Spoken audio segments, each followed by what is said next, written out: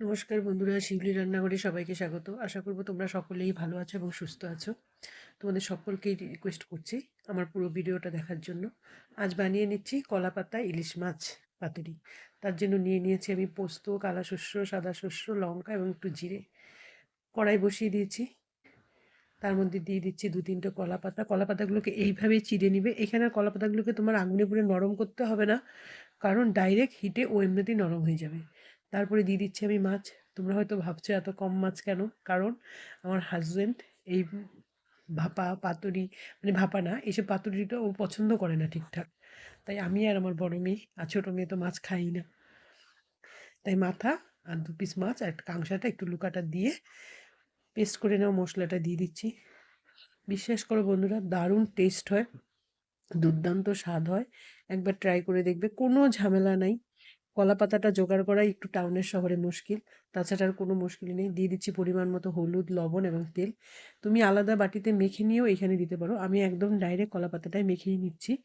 এখানটায় মেখে আমি উপর থেকে আরও 2-3টা কলা পাতা দিয়ে এটাকে 15 থেকে 20 মিনিটের জন্য ঢাকা দিয়ে রাখবো। এর উপরে 2টো কাঁচা লঙ্কা দিব, তোমরা চাইলে আরেকটু কাঁচা তেলও দিতে পারো, কিন্তু আমি কাঁচা তেল দিলাম না। আর দিয়ে দিলাম 2টো কাঁচা লঙ্কা। আর তোমরা চাইলে এর মধ্যে দই ইউজ করতে পারো, কিন্তু আমি এই কলা পাতার পাতুরিতে দইটা ইউজ করিনি। আমি লাউ পাতার ইলিশ মাছ পাতুরিতে কিন্তু দই ইউজ করেছিলাম, এখানে কিন্তু আমি দইটা ইউজ করলাম না, কিন্তু তাতেও এটা দুর্দান্ত টেস্ট হয়। একবার সবার কাছে আমার রিকোয়েস্ট রইল, একবার অন্তত ট্রাই করে দেখবে, খুব টেস্ট হয়। আর সময়ও বেশি লাগে না, 20 থেকে 15 মিনিটে এটা কমপ্লিট হয়ে যায়। 10 মিনিট পরে আমি একবার চেক করে নিচ্ছি যে কী পজিশনে এটা হয়েছে। আর একটু হবে, কারণ এখনও জল আছে, তেল বের হয়নি, আর একটু হোক। যারা এই রেসিপিটা ফেসবুক থেকে দেখছো অবশ্যই লাইক, শেয়ার, কমেন্ট করে দিবে এবং পেজটাকে ফলো করবে, যাতে আমার নতুন নতুন ভিডিওগুলো তোমরা দেখতে পাও। আর যারা ইউটিউব থেকে দেখছো তারা অবশ্যই আমার চ্যানেলটাকে সাবস্ক্রাইব করে দিবে।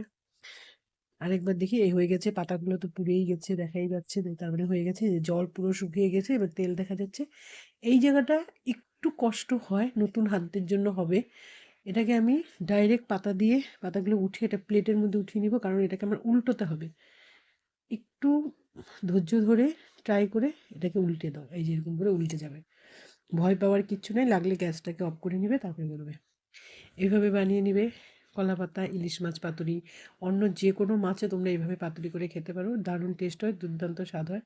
তবে একটা কথা বলতে না না বললে না হয়, ইলিশ মাছের পাতলা যে ঝোল হয় কচু বা বেগুন দিয়ে, তার সামনে কোনো রকমের ইলিশ মাছের রেসিপি চান্স পাবে না, সেটা একটা আলাদাই টেস্ট হয়। এগুলো স্বাদ হয়, কিন্তু সেই স্বাদ একটা আলাদাই স্বাদ। আজ তাহলে এখানেই রাখছি।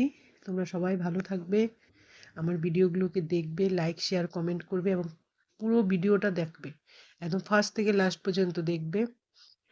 যদি কিছু ভুল ত্রুটি হয়ে থাকে আমাকে কমেন্ট করে জানাবে, আমি এগুলি ঠিক করার চেষ্টা করবে। বা আমার চ্যানেলে যদি তোমরা কোনো রেসিপি দেখতে চাও অবশ্যই জানাবে, আমি তোমার চেষ্টা করব সেই রেসিপি তোমাদের সামনে প্রেজেন্ট করার। দেখানো কি সুন্দর হয়েছে, পোড়া পোড়া হয়েছে। আজ তাহলে এখানেই রাখি। তোমরা সবাই ভালো থাকবে, সুস্থ থাকবে, নতুন নতুন রেসিপি ট্রাই করবে, খাবে এবং আনন্দে থাকবে। কমেন্ট করে জানাবে অবশ্যই কেমন হয়েছে। বাই বাই, রাখি, নমস্কার।